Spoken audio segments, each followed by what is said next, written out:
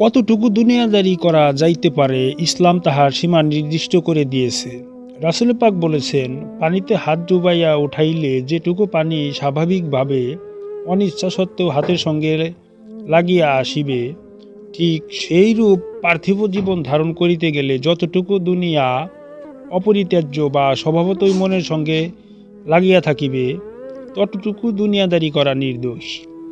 ইচ্ছা করিয়া ইহার অতিরিক্ত তুলিয়া লইলে উহাই দূষণীয়। এই পরিমাণ দুনিয়া মানুষের পার্থিব জীবনের ভিত্তি। ইহা ছাড়া মানুষ এই জীবনে বাঁচতে পারে না। মুস্তাউরিদ বিন সাদ্দাদ হইতে বর্ণিত আছে, তিনি বলিয়াছেন, আমি রাসূল করিমকে বলতে শুনিয়াছি, খোদার কসম, দুনিয়া আখেরাতের তেমনি যেমন কেহ আঙ্গুল ডুবাই সাগরে আর দেখে কতটা পানি উহা আনিয়াছে। মুসলিম হতে বর্ণিত। জাবির হইতে বর্ণিত আছে, রাসূল পাক চলিলেন একটি কানকাটা মরা ছাগলের বাচ্চার কাছ দিয়া।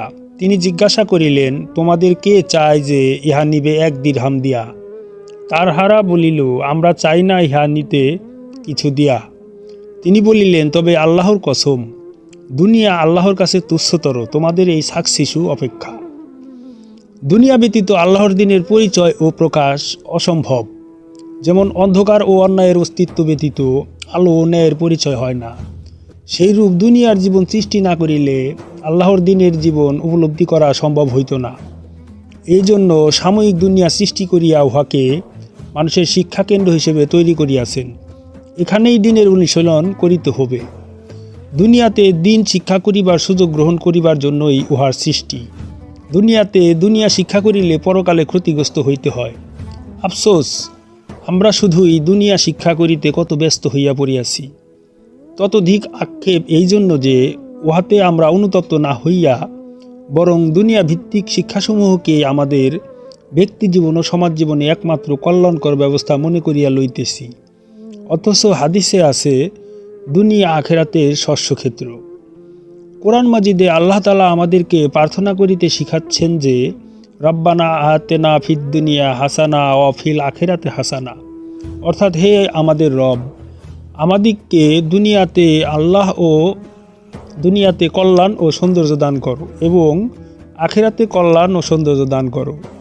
কোরআনের এই কথা দ্বারা কেহ হয়তো প্রশ্ন করিবেন যে, দুনিয়াতে কল্যাণ কামনা করা আল্লাহ পাকই শিখাচ্ছেন, তাহা হইলে মুমিনের দুনিয়া ত্যাগ করিবার প্রশ্ন কেমন করে আসতে পারে?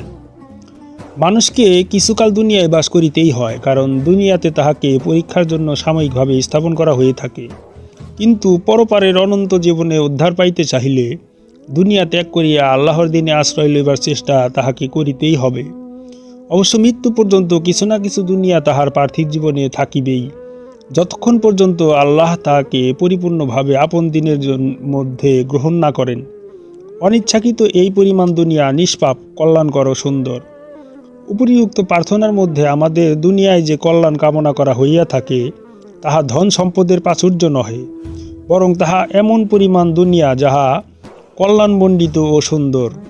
সেখানে না আছে সৃষ্টির প্রতি কামনা বাসনা, না আছে আল্লাহ ছাড়া অন্য কোনো কিছুর প্রতি মনোযোগ বা আগ্রহ। আছে শুধু স্রষ্টার প্রতি আকৃষ্ট থাকিয়া তাহারই আদেশ নির্দেশ পালনের জন্য দৃঢ় মনোবল লইয়া নিরলস জীবনযাপন করা।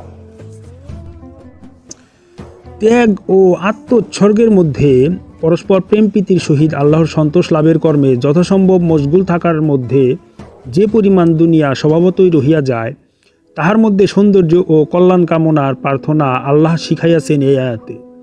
এইরূপ নিয়ন্ত্রিত দুনিয়ায় যিনি বাস করেন, তিনি দুনিয়ার দাস নহে, দুনিয়াই বরং তাহার দাস। সংযত ও সংহত থাকিয়া নফস হইতে দুনিয়াকে উচ্ছেদের কঠোর শাসনের পর অনিচ্ছাকৃত যে দুনিয়াটুকু নফসের সঙ্গে লাগিয়েই থাকিবে, সেই পরিমাণ দুনিয়ার মধ্যে কল্যাণ ও সৌন্দর্য থাকে। উহাই মানবতার সীমা এবং উহাকে এই 2 সমুদ্রের মধ্যবর্তী বাঁধ বলা হইয়াছে, যাহা 2 সমুদ্রকে আলাদা করিয়া রাখিয়াছে। দুনিয়ার সৌন্দর্য ও কল্যাণ লাভের জন্য যে প্রার্থনা, সেই দুনিয়া অবাধ ও অসংযত দুনিয়া নয়, কারণ সেরূপ দুনিয়া নিজেই অকল্যাণের আধার।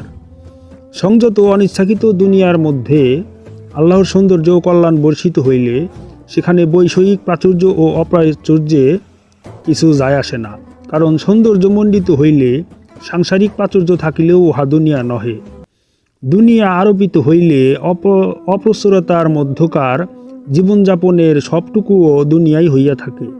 আবার প্রাচুর্যের মধ্যে বাস করিলেও সংসার নির্লিপ্ত মনের নিকট উহা দুনিয়া নহে। ঠিক যেমন তাগুত, মন উহাকে আল্লাহর নিদর্শনে পরিণত করিতে পারিলে উহার তাগুত থাকে না। সকলই মনের শিক্ষার উপর নির্ভর করে। এই প্রার্থনা মনের উপর আল্লাহর রহমত প্রার্থনা যেন সৌন্দর্য ও কল্যাণ বর্ষিত হয়। মন এমন ভাবধারা গ্রহণ করিতে পারে যেন তাগত পরিবেষ্টিত জীবন ধসিয়া পড়ে এবং রহস্যের দ্বার উদ্ঘাটিত হইয়া বস্তু সমুদ্রের কঠিন আবরণ ভাঙ্গিয়া আল্লাহর জ্যোতি সমুদ্র প্রকাশিত ও বিকশিত হয়। বাহ্যিক প্রাচুর্য বা অপ্রাচুর্য তখন একাকার। দুনিয়াতে কল্যাণ কামনার এরূপ আরও একটি উক্তি কুরআনুল করিমে কোথাও আছে বলিয়া মনে হয় না। অপরদিকে দুনিয়ার কদর্য স্বরূপ প্রকাশে কোরআন সর্বত্রই মুখর হইয়া আছে।